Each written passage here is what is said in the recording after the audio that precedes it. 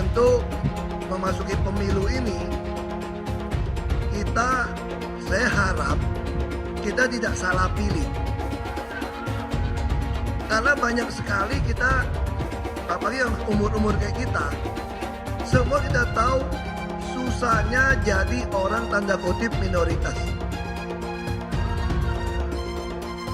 Saya masih ingat waktu saya mau pencalonan kembali, saya diminta mundur. Kenapa? Makanya waktu itu Ibu Mega sempat ngomong, kenapa Ahok gak boleh jadi gubernur? Apa karena namanya Ahok? Makanya saya bilang, orang tanya sama saya, kenapa kamu ngotot ikut PDIP? Saya bilang satu-satu yang berani bela saya cuma nama Ibu Megawati. Gak ada yang berani bela saya. Cuma beliau yang berani bela. Pak Jokowi pun suruh saya mundur. Bapak-bapak Ibu pasti gak percaya. Minta saya mundur.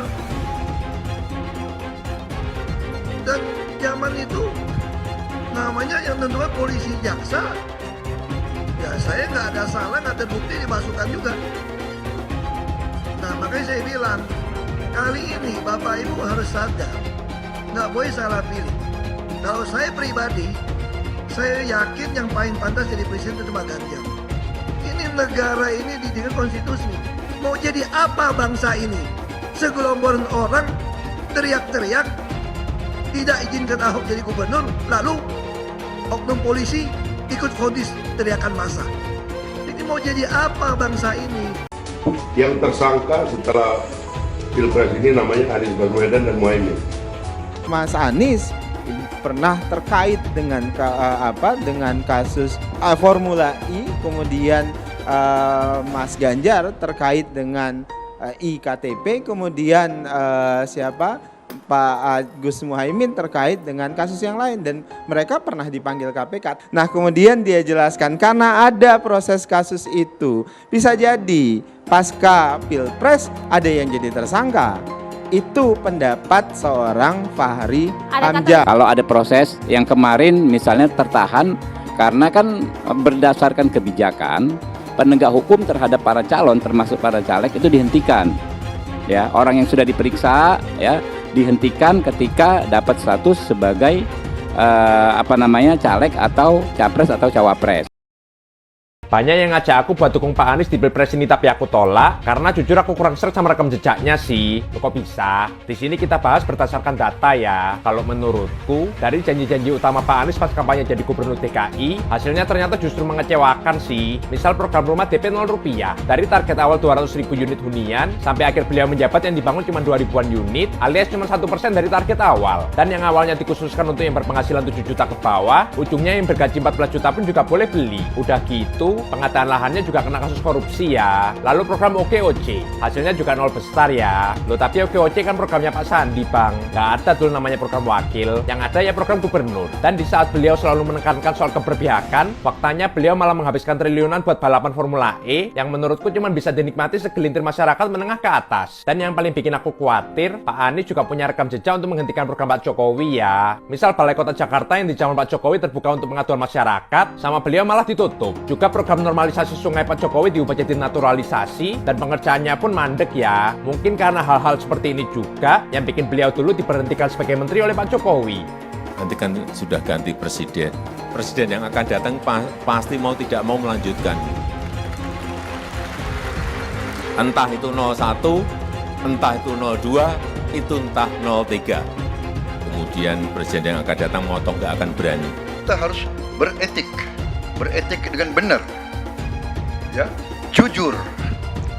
Apa yang kita katakan itu ya yang ada di hati kita. Jangan lain di mulut, lain di hati. Dan harus cinta tanah air. Jangan karena ambisi pribadi kita menyesatkan rakyat. Tapi dalam kenyataannya Pak, ketika Bapak memimpin di Kementerian Pertahanan, banyak orang dalam pengadaan alutsista, PT Teknologi Militer Indonesia, Indonesia Defense Security, lalu orang dalam pengelolaan food estate. Lalu ada kejadian-kejadian di mana kita semua menyaksikan ketika ada pelanggaran etika dan Bapak tetap jalan terus dengan cawapres yang melanggar etika. Artinya ada kompromi atas standar etika. Standar etika ini fakta. Ini fakta. Dan kemudian dalam pidato Bapak mengolok-olok tentang pentingnya etika. Saya tidak tega untuk mengulanginya. Pertanyaannya, apa penjelasan Pak Prabowo soal itu semua? Saya menilai, maaf ya, karena Anda desak saya terus terang aja saya menilai Anda tidak pantas bicara soal etik. Itu saja. Saya merasa bahwa Anda itu posturing, ya. Anda tuh menyesatkan. Itu aja, ya. Saya boleh berpendapat kan? Saya menilai Anda tidak berhak bicara soal etik karena Anda memberi contoh yang tidak baik soal etik. Terima kasih. Fenomena ordal ini menyebalkan. Di seluruh Indonesia kita menghadapi fenomena ordal. Ada ordal di mana-mana yang membuat meritokratik nggak berjalan, yang membuat etika luntur. Dan ketika fenomena ordal itu bukan hanya di masyarakat, tapi di proses yang paling puncak terjadi ordal, maka rakyat kebanyakan, dan ini saya rasakan beberapa waktu yang lalu, beberapa orang guru berjumpa dengan saya dan mereka mengatakan, Pak, di tempat kami pengangkatan guru-guru itu mendasarkan ordal. Kalau tidak ada ordal, nggak bisa jadi guru, nggak bisa diangkat. Lalu apa jawabannya? Atasan saya bilang, wong yang di Jakarta aja pakai ordal, kenapa kita di bawah tidak boleh pakai ordal? Kalau berbicara ordal, lupa waktu jadi gubernur. TGUPP, lupa dia. Ordalnya dia itu, tim sukses dia itu semua di sana. Jadi Anies itu banyak yang dia omongin, padahal dia melakukan hal yang dia pertanyakan. Saya tidak mau pemimpin masa depan menyalahkan angin di kemudian hari. Anda kalau nyindir lain kali jangan pakai angin, Mas. Mau bilang lagi, jangan salahkan angin. Saya kan sampaikan soal angin ya kemarin. Angin tak ada KTP-nya. Angin itu bergerak dari sana sini. Ketika polutan yang muncul dari pembangkit listrik tenaga uap mengalir ke Jakarta, maka Jakarta punya indikator, karena itu Jakarta mengatakan ada polusi udara. Ketika anginnya bergerak ke arah Lampung, ke arah Sumatera, ke arah Laut Jawa, di sana tidak ada alat monitor. Ada orang yang bilang jangan cerita soal angin, maka dia tidak menghormati ilmu pengetahuan. Mas Anies, Mas Anies, masa sih angin kok sampai nggak punya KTP lo ya? Angin keluar, angin masuk, angin keluar, masuk angin dodo ya, angin puting beliung, wes angin-anginan itu kok semua bisanya nggak punya KTP itu lo ya? Angin dari Jakarta ke Lampung ke Sumatera ke Jawa itu ya, kok bisanya liar begitu? Sama seperti air hujan ya, air hujan itu yang banjir itu bukan banjir ya, itu air parkir ya, air yang parkir Mas Anies. Mau punya pemimpin yang seperti itu ya, mau punya pemimpin yang seperti itu, dikiranya rakyat ini bodoh semua kali ya. Air hujan jatuh ke bumi, nggak boleh masuk gorong-gorong. Yang banjir itu bukan banjir, itu parkir, Mas Anies. Mas Anies pernah jadi gubernur 5 tahun di DKI. DKI menerima indeks polusi tertinggi di dunia. Bagaimana dengan anggaran 80T, Pak Anies sebagai gubernur tidak dapat berbuat sesuatu yang berarti untuk mengurangi polusi. Terima kasih. Polusi udara tak punya KTP. Angin tak ada KTP-nya. Angin itu bergerak dari sana sini. Ketika polutan yang muncul dari pembangkit listrik tenaga uap mengalir ke Jakarta, maka Jakarta punya indikator, karena itu Jakarta mengatakan ada polusi udara. Ya susah kalau kita menyalahkan angin dari mana saja ya. Kalau kita dengan gampang menyalahkan angin, hujan dan sebagainya, ya mungkin tidak perlu ada pemerintahan kalau begitu, ya. Mas Anies.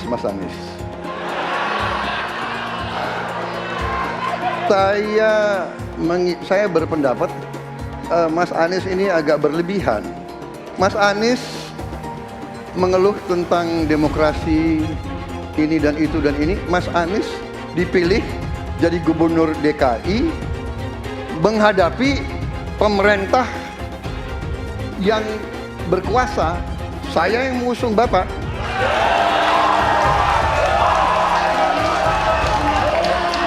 Kalau demokrasi kita tidak berjalan, tidak mungkin Anda jadi gubernur.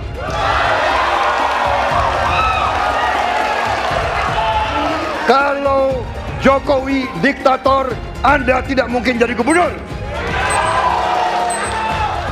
Saya waktu itu oposisi, Mas Anies. Anda ke rumah saya, kita oposisi, Anda terpilih. Apa yang bisa diharapkan dari Anies? Nggak ada. Jakarta amburadul. Mimpin Jakarta aja amburadul, apalagi mimpin Indonesia. Anies itu perbual. Kayak mana apa karena perbual itu? Pembohong. Pembohong itu Anies itu. Gak usah dengar itu. Nggak layak jadi pemimpin. Apalagi jadi presiden. Di Jakarta aja kamu tengok itu amburadul. Di Jakarta tingkat kemiskinan tinggi. Pembangunan apa yang bisa dibangun Jakarta? Satu puskesmas pun bangunnya nggak ada. Masjid aja nggak dibangun. Mau ibadah. Di mana-mana kelebihan bayar. Apa yang bisa dibangun Anies? Satu aja nggak ada. Satu saja tunjukkan apa yang bikin Anies dibangun di Jakarta. Ganjar belum kampanye saja tetap di atas. Apalagi sudah kampanye. Anies yang sudah keliling Indonesia, yang naik jet pribadi, keliling, jangankan naik, makin nyungsep ke bawah. Nah, masyarakat sudah tahu siapa Anies. Anies, siapa belakangnya? Oligarki, satu. HTI, FPI. Masyarakat Indonesia bukan cari orang Yaman. Indonesia mencari nyaman. Anies ini keliling-keliling Indonesia mau ngapain sih? Bingung saya ngelihat. Menawarkan perubahan tapi tanpa konsep dan gagasan. Apa yang mau dirubah dan perubahannya seperti apa? Apakah akan merubah negara Pancasila menjadi negara khilafah juga nggak jelas. Jadi perubahan apa yang mau ketawarkan nih? Jadi jangan berharap dapat lotre lah nih tiba-tiba jadi presiden Indonesia. Nggak, Indonesia ini terlalu luas, terlalu besar. Jangan bermimpi lah. Bicara ke sana ke sini keliling Indonesia seolah-olah paham dan mengerti masalah negara. Lawang jadi gubernur aja 5 tahun kamu nggak ngerti masalah Jakarta. Apa yang kamu lakukan dengan Jakarta? Nggak ada nih, nggak ada. Masalah Jakarta segitu banyak tak satu pun yang selesai. Yang ada malah kerusakan bertambah. Anies hendak jadi presiden, hendak mengadakan perubahan. Perubahan apa nak kau buat? Nak kau balik Indonesia ini telontang jadi telangkup. Yang sudah maju dipandang mata dunia, hendak kau manakan lagi? Apa yang makanya kalau nak baca itu pidato tuh, hendak merubah Indonesia, sebutkan apa yang hendak dirubah. Jangan kata rubah ada, tapi yang hendak dirubah tak ada. Serupa dengan rekam jejak. Lihat rekam jejak. Apa rekam jejak kau di Jakarta? Apa yang kau jaga di Jakarta? Bukan yang ada kalau jaga di Jakarta kau bilang rekam jejak, seakan pidato dulu rekam jejak saja. Gaya orang nanguk kau bodoh-bodoh saja, orang nak pidato kau pembodoh-bodohan. Kau anggap orang Indonesia ini bodoh semua, yang pintar orang Yaman. Yaman. Nantau kau Yaman kalian nantau. Bila ingin melihat apa yang akan dilakukan seseorang ke depan, maka lihatlah rekam jejaknya. Karena rekam jejaknya adalah prediktor terbaik untuk masa depan. Pemilihan Gubernur DKI Jakarta yang kemudian memenangkan Saudara Anies Rashid Baswedan sebagai gubernur saat itu juga tidak lepas dari peran dan kedudukan dari HTI maupun FPI yang saat itu dianggap punya peran sentral dalam memenangkan Anies Baswedan. Hak konstitusional itu dirampas oleh rejim Jokowi. Kemudian ketika bergulir kekuasaan baru, ada presiden baru dari Hizbut Tahrir Indonesia dan Front Pembela Islam menuntut kembali haknya, hak konstitusionalnya. Dan kalau Partai Nasdem mau konsisten ya dengan dua narasi ya, narasi perubahan dan narasi restorasi, dia harus merestorasi hak konstitusional HTI dan FPI yang pernah dirampas. Dan kemudian ketika mereka berkuasa, presiden yang didukung Nasdem itu berkuasa, dikembalikan, direstorasi gitu loh. Lah ini wajar. Jadi SKB HTI dikembalikan, ya SKTP dikembalikan, kemudian kita hidup damai, HTI ya dikasih porsinya. Apa porsi HTI? Pengen ada kadernya jadi menteri. Apa sih salahnya kita umat Islam mengatur negeri ini dengan syariah kita?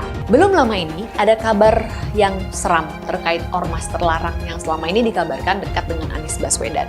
akan ada tuntutan besar-besaran kepada Anies untuk memulihkan kedua organisasi tersebut yang sekarang sudah dicap terlarang. Maksudnya, jika Anies jadi presiden, dia kan akan punya kewenangan untuk kembali memberikan izin pada ormas terlarang itu. Karena mereka ini sudah berjuang habis-habisan untuk mendukung Anies. Gimana kalau Anies menolak tuntutan itu? Tentu akan ada demo besar-besaran. Mungkin bahkan akan ada gelombang demo berjilid-jilid karena mereka telah dikecewakan oleh Anies, padahal sudah didukung dari awal. Ini mengingatkan kita pada fakta bahwa dua ormas ini dulu juga getol mendukung Anies pada Pilgub Jakarta 2017 yang lalu. Mereka memobilisasi massa dengan menggunakan politik sara, sehingga akhirnya Ahok kalah karena gempuran kekuatan politik identitas itu. Saya mensyukuri kenapa kalah, kenapa ditahan. Saya bersyukur atas itu semua. Saya coba bayangkan ya, kalau seandainya waktu itu kita menang gitu ya, hari ini belum tentu kita bisa nikmati seperti ini. Kita bersyukur 5 tahun Tuhan izinkan kasih ke orang yang pintar ngomong untuk kerja. Coba kalau kita bayangkan gitu ya, kalau kemarin saya masih jadi gubernur, ini saya udah turun ini. Tapi yang pintar ngomong itu dikira orang hebat kan? Ini lebih berbahaya tahun 2024, langsung ketahuan karakternya. Langsung ketahuan itu. Di saya juga ada kutipan Pak di kamar saya Pak. Tulisannya, Jakarta telah mengambil keputusan yang fatal. Jangan sampai bapak politik identitas justru menang dengan cara menipu umat Kristen.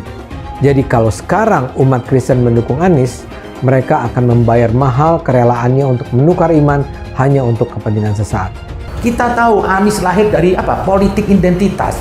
Yang dia dulu melabeli kafir semuanya kepada yang non-muslim. Saya mintalah kepada muslim yang waras dan kepada kelompok minoritas.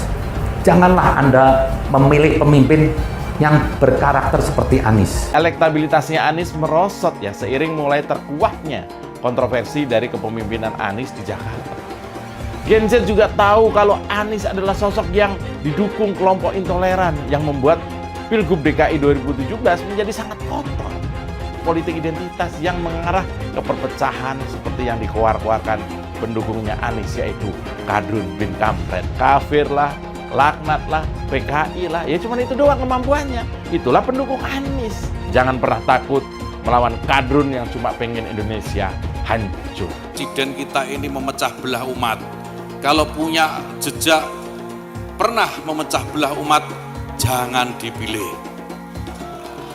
Kita lihat apakah pemimpin kita, calon pemimpin kita ini ya pernah menggunakan agama sebagai alat untuk memenangkan kepentingannya atau tidak.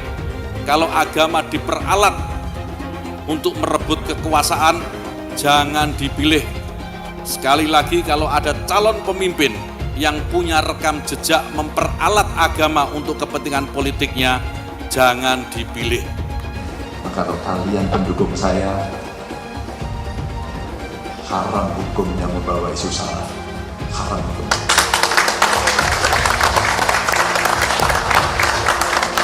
Kita sudah lelah dengan isu itu. Kita menjadi bangsa yang terbelah. Dan untuk mengembalikan susah. Bapak Politik Identitas Indonesia Anies Baswedan, Bapak Intoleransi Indonesia Anies Baswedan. Jangan lupakan, jangan terlena, jangan sampai dia pecahkan kita dengan dagangan ayat dan mayatnya. Air itu turun dari langit, turunnya ke atap rumah langsung sumur bor, bukan ke sungai dan ke laut. Saya ingatkan, jangan ada lagi politik identitas. Jangan ada lagi politisasi agama. Penjajahan di depan mata itu di Jakarta. Kita semua pribumi ditindas, kini saatnya kita menjadi tuan rumah di negeri sendiri. Saya bilang, Miss, ente nggak bisa jadi presiden. Kenapa? Karena presiden adalah orang Indonesia asli, saya bilang. PKI yang kita harapkan, Anies Baswedan yang begitu jelas Islamnya. 4 tahun 8 bulan jadi gubernur. Mana peraturan pergub saja yang melarang miras? Mana perda Islam apalagi? Yang akhirnya tidak berani juga menegakkan hukum. Banjir tetap banjir, macet tetap macet, kriminalitas Jakarta. Anda tahu, 2 menit sekali terjadi pencurian. Sekarang orang sedang euforia, dia mau dicapreskan. Bagaimana umat terjebak lagi, bodoh lagi, masuk lagi. Kalau misalnya memang Anies itu mau maju dan dia tekad mau menegakkan hukum Islam dan menyatakan perlawanan, saya peduli. Tapi dia tidak lakukan itu. Jangan hanya konsentrasi pada pembangunan benda-benda mati yang indah difoto dan bisa ditunjukkan dalam 5 tahun hasilnya. Kalau kita mau menilai sebuah janji, maka lihat janjinya atau lihat kenyataannya. Dulu janjinya apa ya? Dan ini aneh, betul-betul aneh. Ini bukan kampanye, tapi saya sampaikan sini. Di satu sisi menyiapkan jalur-jalur air untuk dikirim ke laut, di sisi lain di lautnya dipasang dengan pulau reklamasi, tinggal tunggu waktu jadi rob, air balik. Dan ini melawan sunatullah. Kenapa? Air itu turun dari langit ke bumi, bukan ke laut. Harusnya dimasukkan ke dalam bumi, masukkan tanah. Di seluruh dunia air jatuh itu dimasukkan ke tanah, bukan dialirkan pakai gorong-gorong raksasa ke laut. Jakarta telah mengambil keputusan yang fatal. Bukan banjir, itu memang parkir air. Bukan banjir, itu memang parkir air. Masyarakat berkeliling dengan membawa toa untuk memberitahu semuanya, termasuk sirine. Ibon 82 miliar. Apa alat transportasi yang dimiliki oleh hampir setiap orang? Alat transportasi yang dimiliki semua orang adalah kaki. Kalau seandainya orang Jakarta percaya Pak Anies jadi gubernur pun, saya berani jamin kok dia akan lakukan normalisasi yang sama seperti saya lakukan kok. Gak usah bohong lah. Ketika air sampai di muara, maka siap untuk dipompa ke laut. Pancasila Soekarno, ketuhanan ada di pantai. Anak Tuhan dari mana? Kalau Yesus anak Tuhan, bidangnya siapa? Takbir besok di seluruh wilayah Indonesia kami katakan dalam. Iblis hanya menggoda orang yang beriman. Makanya jarang-jarang orang kafir kerasukan setan. Yang kerasukan setan itu orang baik-baik. Jarang, saya belum pernah nengok Cina kerasukan setan. Pernahkah Ahok itu kerasukan setan?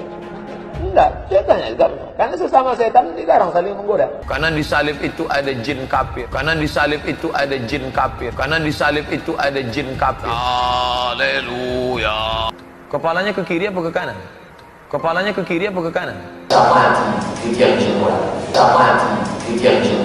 Kita percaya salib itu lambang mulia, bukan jin. Kok ketawa? Aku nggak nyindir siapa-siapa loh. Saya nggak pernah mundur untuk kebenaran, keadilan, kejujuran, dan peri kemanusiaan. Gue nggak pernah mundur. Dan gue nggak pernah takut juga sama lu. Siapapun yang rasis, gue akan hadapin. Gue bilang. Karena rasis itu tidak berperi kemanusiaan. Sama saya ditanya dulu kan, kamu nyesel nggak statement kamu di Pulau Seribu sehingga masih masuk penjara? Tidak pernah nyesel. Karena saya mengatakan kebenaran. Hai semua, dengan saya Jonas Leong. Terima kasih banyak buat kalian, penonton setia yang selalu menonton di channel ini. Saya secara personal sangat menghargai waktu kalian. Dan saya sudah menganggap kalian sebagai family karena kalian selalu support di channel ini. Bagi kalian yang selalu menuliskan opini kalian di kolom komen, saya baca komen kalian satu persatu. Saya baca komen kalian untuk mengetahui opini kalian, tanggapan kalian, dan masukan kalian sangat berguna untuk video selanjutnya. Terima kasih banyak buat kalian yang selalu menekan tombol like di awal video. Video seperti ini membutuhkan waktu dan juga research. Dan ini semua gratis untuk kalian. Jadi pastikan kalian menekan tombol like-nya, supaya saya mengetahui kalian menyukai konten yang saya bagikan. Tentu memasuki pemilu ini, saya harap kita tidak salah pilih. Karena banyak sekali kita, apalagi yang umur-umur kayak kita, semua kita tahu susahnya jadi orang tanda kutip minoritas. Saya masih ingat waktu saya mau pencalonan kembali, saya diminta mundur. Kenapa? Makanya waktu itu Ibu Mega sempat ngomong, kenapa Ahok nggak boleh jadi gubernur? Apa karena namanya Ahok? Makanya saya bilang, orang tanya sama saya, kenapa kamu ngotot ikut PDIP? Saya bilang satu-satu yang berani bela saya cuma nama Ibu Megawati. Nggak ada yang berani bela saya. Cuma beliau yang berani bela. Pak Jokowi pun suruh saya mundur. Bapak-bapak ibu pasti nggak percaya. Minta saya mundur. Dan zaman itu namanya yang tentukan polisi jaksa, ya saya nggak ada salah, nggak terbukti dimasukkan juga. Nah makanya saya bilang, kali ini Bapak Ibu harus sadar, nggak boleh salah pilih. Kalau saya pribadi, saya yakin yang paling pantas jadi presiden itu cuma Ganjar. Nggak ada yang bisa. Makanya saya bilang kan, terus kemarin mereka tanya, kenapa kamu mundur? Karena rata-rata orang berpikir saya kan mendukung bukan nomor 3. Saya lihat, wah ini gawat juga nih. Rata-rata orang bilang Ahok itu sebetulnya main 2 kaki nih. Saya bukan tipe orang main 2 kaki. Makanya setelah saya pertimbangkan, saya kalau ikut kampanye nggak boleh karena status saya komut Pertamina.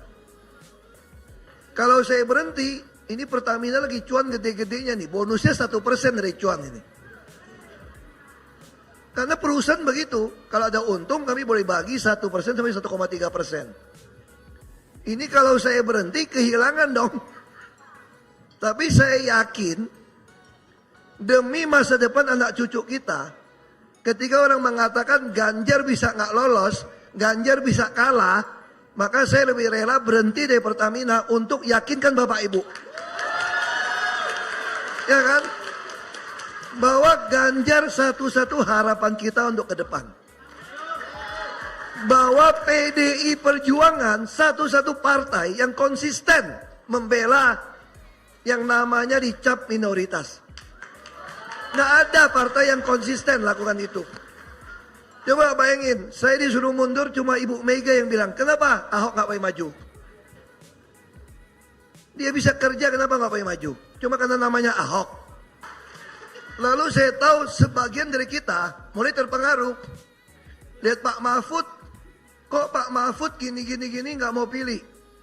Saya mau tanya, dulu Pak Jokowi dengan Pak Ma'ruf Amin, yang MUI yang bikin fatwa surat saya, kok kalian pilih juga?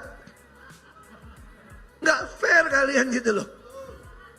Kalau Pak Jokowi dengan Pak Yusuf Kala, kalian pilih juga. Dan Pak Mahfud jauh lebih baik. Kenapa cuma gara Pak Mahfud lalu semua pada mau pindah? Nah saya khawatir kalau ini mau dibikin supaya Pak Ganjar itu tidak lolos di Jakarta. Kita kadang-kadang ini tentu mayoritas orang Tionghoa ya. Orang Tionghoa jangan berpikir, kau punya duit kau ke Singapura. Saya mau kasih tahu nih, kalau sampai yang berkuasa cabut paspor Anda, semua harta Anda bisa diambil loh.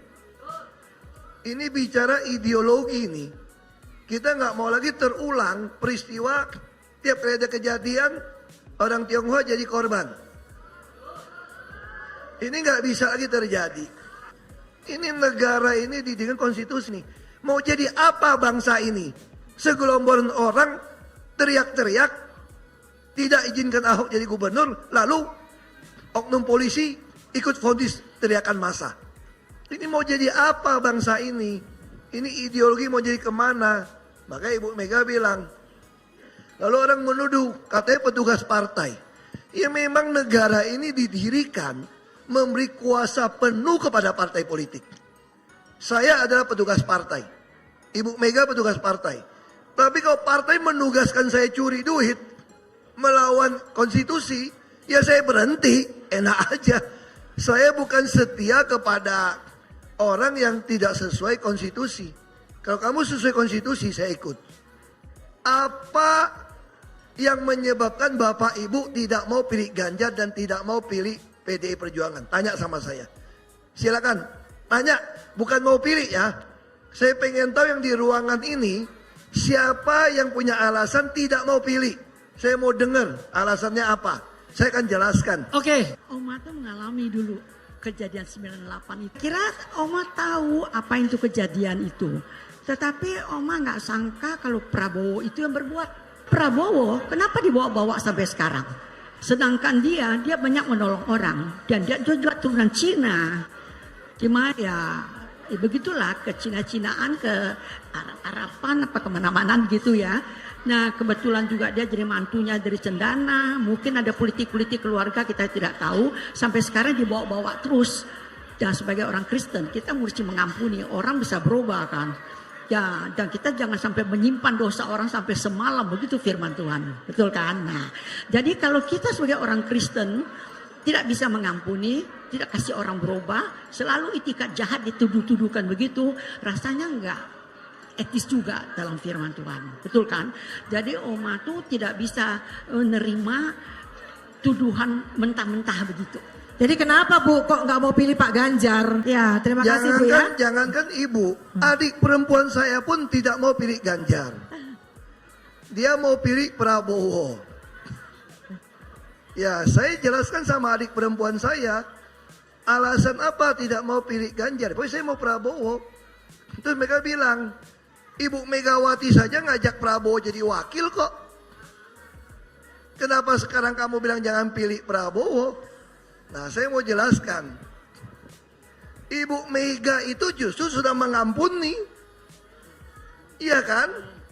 Tapi persoalan pilih presiden, kita tidak mau pilih orang yang sudah tidak sehat. Kita tidak mau pilih orang yang emosional. Kita tidak mau pilih orang yang tidak terbukti bisa kerja. Nah, ini presiden loh. Dan lagi pula kita khawatir kalau tiba-tiba Gibran yang naik. Nah itu dia yang saya bilang. Saya bilang kalau Gibran naik kan bagus. Nah itu yang saya bilang Bu. Ibu sih sudah 82 tahun, saya nggak bisa berdebat sama ibu ya. Tapi presiden, kalau cuma 2 tahun karakter teruji kalau ada kekuasaan. Sekarang saya mau tanya, di mana ada bukti Gibran bisa kerja selama wali kota? Terus ibu kira Pak Jokowi juga bisa kerja? Nah makanya kita bisa berdebat itu. Saya lebih tahu, makanya saya nggak enak ngomong depan umum.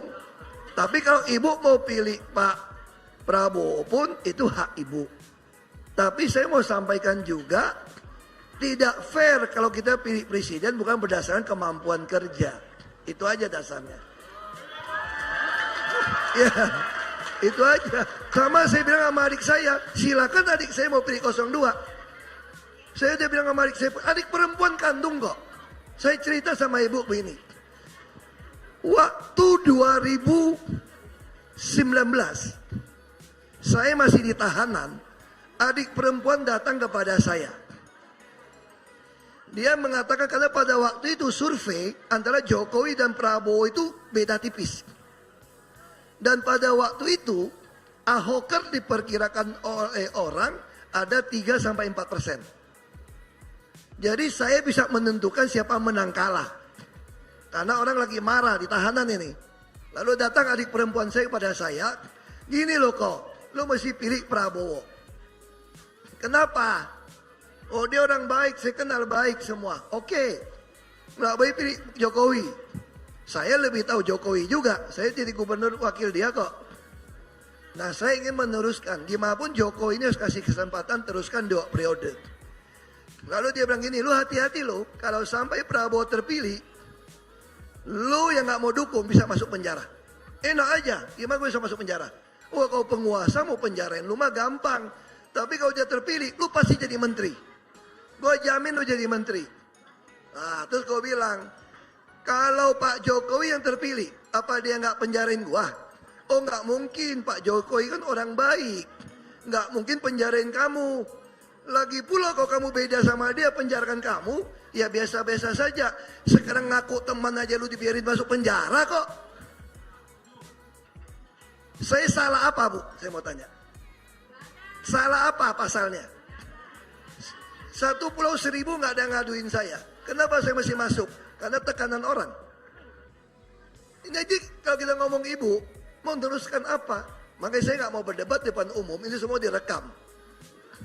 Ini saya tolong saya sampaikan ya, ini jangan dikeluarkan ini. Ada undang-undang ITE ini. Saya sengaja minta ibu ngomong seperti ini, karena saya udah hadapin di rumah saya kok. Pakai nama Yesus juga, masing-masing Yesus sudah beda kita Bu. Betul nggak Bu? Anda berdoa, Anda baca Alkitab, saya juga berdoa baca Alkitab. Kalau pilihan saya adalah nomor 3, ibu nomor 2, itu hak ibu. Tapi saya mau tegaskan, tidak fair Kalau milih presiden itu bukan lihat dari rekam jejak. Itu aja. Jadi kalau ibu masih mau ngotot pilih nomor 02, itu hak demokrasi ibu. Bukankah dia melanjutkan Jokowi apa yang dicita-citakan Soekarno, memindahkan ibu kota? Aduh ibu, pindah ibu kota Soekarno maunya Kalimantan Tengah bu. Sekarang ibu tahu nggak pindah Kalimantan Timur? Bagi tanah orang yang sudah dikuasai orang banyak 2 juta, 3 juta per meter. Setiap jengkal tanah mau dibangun bayar orang. Orang itu siapa? Geng-geng semua. Makanya ibu, kalau kita bilang mau pindah ibu kota, saya udah usul. Kenapa nggak Kalimantan Tengah seperti usulnya Bung Karno? Tanahnya nggak usah beli. Kenapa mesti paksakan Kalimantan Timur? Kalau mau Kalimantan Timur pun kenapa nggak pakai saja Balikpapan sebagai ibu kota? Kenapa? Karena di Balikpapan itu bu, tanah Pertamina itu ribuan hektar. Ribuan hektar. Tinggal kita kasih gratis. Ibu tahu nggak? Waktu Solo bangun masjid sumbangan dari Emirat, dari Abu Dhabi. Ibu tahu nggak sumbangan berapa triliun bangun masjid di tengah kota? Tanahnya punya siapa? Kalau tanahnya 2 triliun punya bangunan, habis beli tanah, kalau tanah itu katakanlah 50 juta, 80 juta di tengah kota, kalau 1 hektar itu mau berapa ratus miliar udah habis. Ya kan? 1 hektar itu 10.000 meter. Kalau 80 juta itu berarti 800 miliar untuk beli tanah kan? Lagi mau cari tanah gitu gede di tengah kota, siapa yang punya? Kalau hektaran tanah siapa yang punya? Yang punya Pertamina. Saya suruh tanda tangan kasih gratis bangun. Pertamina punya negara. Nah sekarang sama kan? Kenapa nggak mau Balikpapan? Kalau mau misalnya. Saya dipengaruhi oleh teman-teman saya. Katanya tadi saya kan ke Pak Ganjar ya. Katanya jangan, soalnya Pak Mahfud itu kayak menentang kebebasan kita orang Kristen untuk beragama. Benarkah itu Pak? Apalagi nanti kalau sampai gabung dengan Pak Anies. Dah, itu aja. Saya mau tegaskan di sini, partai PDIP itu partai ideologi. Maka Ibu Mega suka bilang, kenapa kita nggak dukung Anies misalnya? Karena dia dari pengalaman, belum pengalaman birokrasi. Lalu Anda kan saya bilang, menyerang Pak Mahfud. Pak Mahfud ini jauh lebih modern dari Pak Ma'ruf Amin. Ma'ruf Amin masih mengeluarkan fatwa MUI bahwa saya masuk penjara. Mahfud nggak pernah. Kok Anda tidak fair saya bilang.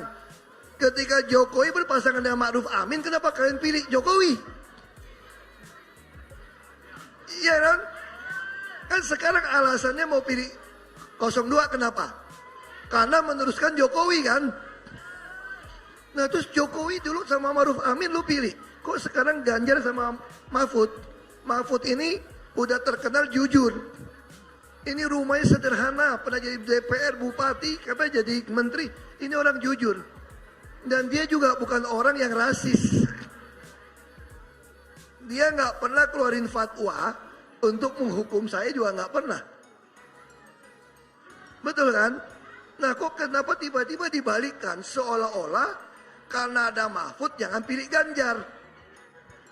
Waduh, kok dulu nggak pernah ngomong? Kalau kau ngomong gitu pakai teori yang sama, harusnya lu bilang jangan pilih Jokowi dong karena ada Ma'ruf Amin. Atau jangan pilih Jokowi karena ada Yusuf Kala. Kita enggak. Nah itu yang perlu hati-hati Bu. Jadi bagi saya tentu tidak ada yang sempurna ya semua ya. Mau Ganjar mau apa, saya juga bukan orang sempurna kok. Tapi di antara 3 yang terbaik ya ini. Nggak ada lagi. Oke. Hidup Ganjar luar biasa.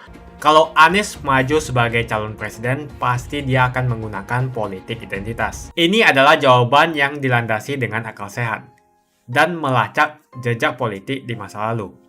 Ganjar misalnya, nasionalis tulen, PDIP tulen. Dia tidak akan mungkin memanfaatkan alasan agama, suku, ras untuk mengangkat dirinya atau menjatuhkan lawannya. Ini bukan saja karena elektabilitas yang sudah tinggi, tapi juga karena dia tidak mungkin mendorong masyarakat memilih dengan alasan identitas. Ganjar sebenarnya dikenal sebagai Muslim yang taat. Tapi dia tidak akan mengangkat isu itu untuk memenangkan kursi kepresidenan. Prabowo apalagi, keluarganya pun multi agama. Dengan kata lain, mengingat Jokowi yang sudah tidak maju lagi, kali ini hampir pasti Pak Prabowo tidak akan menggunakan politik identitas agama. Jadi, kemungkinan satu-satunya yang menggunakan politik identitas adalah hanya Anies Baswedan. Pertanyaan itu lantas saja menimbulkan amarah di kubu Anies, salah satunya dari kelompok khilafah. Orang kepercayaan Anies menyatakan politik identitas adalah framing yang selalu dibangun untuk menyudutkan, padahal selama kepemimpinan Anies Baswedan sebagai gubernur tidak sekalipun Anies membeda-bedakan warga berdasarkan agama dan ras. Buat saya, apakah benar menyebut politik identitas itu adalah sekedar framing untuk menyudutkan Anies? Saya akan membantah pernyataan itu. Kubu Anies terus berusaha mengaburkan makna politik identitas. Mereka berulang kali bilang bahwa identitas adalah hal yang alamiah dalam kehidupan manusia. Jadi apa salahnya dengan menonjolkan identitas keislaman seorang calon presiden? Tapi saya yakin Anies tahu yang dimaksud dengan politik identitas adalah politik yang menggunakan agama sebagai alasan mengapa seorang kandidat harus dipilih atau mengapa seorang kandidat jangan dipilih. Politik identitas ini sangat berbahaya. Politik identitas membuat masyarakat menjadi tidak rasional dalam berpolitik. Yang menjadi faktor utama dalam politik identitas adalah agama. Seorang kandidat akan dipilih karena agamanya, terlepas dari apakah dia melakukan korupsi atau melakukan pelanggaran HAM. Ketika politik identitas digunakan, maka ini akan berpotensi konflik, karena usai pemilihan, konflik itu akan terus berlangsung dalam waktu yang lama. Masalahnya, ada alasan yang cukup kuat untuk menduga bahwa Anies sangat mungkin menggunakan politik identitas, yang memang dikatakan normal ketika menjabat sebagai gubernur DKI. Dalam proses menjadi gubernur, kubu Anies jelas-jelas menggunakan agama sebagai alasan untuk menjatuhkan Ahok. Anies jelas-jelas menggunakan agama sebagai alasan untuk menjatuhkan Ahok, sampai akhirnya Ahok dipenjara. Jadi ada track record sebelumnya bahwa Anies bisa menggunakan politik identitas untuk mencapai tujuannya. Anies sangat mungkin menggunakan politik identitas karena ini memang keunggulan komparatif dari Anies. Dia mungkin saja seorang doktor dari Amerika Serikat, tapi rekam jejak kepemimpinannya sangat tidak bagus. Dia gagal sebagai rektor Paramadina, gagal sebagai menteri, dan gagal sebagai gubernur. Jadi agama digunakan untuk membangun dukungan terhadap Anies. Itu saja opini saya. Pastikan Anda menekan like di video ini dan bagikan video ini ke teman dan family Anda supaya mereka mengetahui informasi ini. Jangan lupa tekan tombol subscribe dan bunyikan tombol loncengnya supaya kamu tidak ketinggalan info dari channel Jonas Leong. Dan saya akan jumpa kalian di video selanjutnya.